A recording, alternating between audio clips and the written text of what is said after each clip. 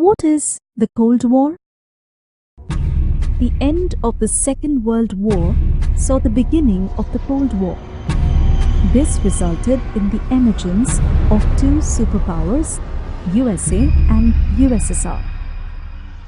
The USA had suffered relatively little from the war and had enjoyed great prosperity from supplying the other allies with war materials and food.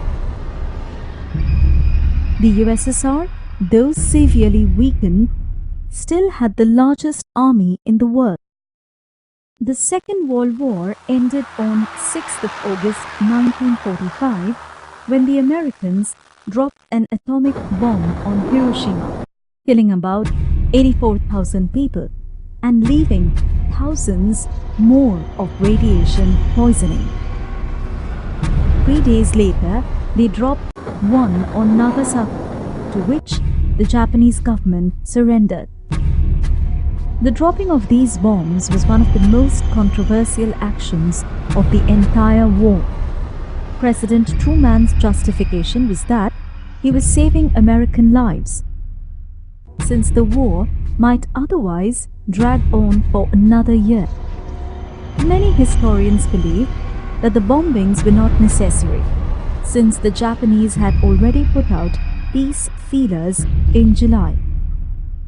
One suggestion is that the real reason for the bombings was to end the fighting swiftly before the Russians gained too much Japanese territory, which would entitle them to share the occupation of Japan. While the Cold War was an outcome of the emergence of two superpowers, USSR and US, who were rival to each other, it was also understandable that the destruction caused by the use of atom bombs was too costly for any country to bear. But here we see the two rival powers were in possession of nuclear weapons and were capable of inflicting death and destruction. In the event of nuclear war, both sides were badly injured. Here, we observe the logic of deterrence, where both sides have the capacity to move back against an attack and cause destruction, but neither can afford to initiate war.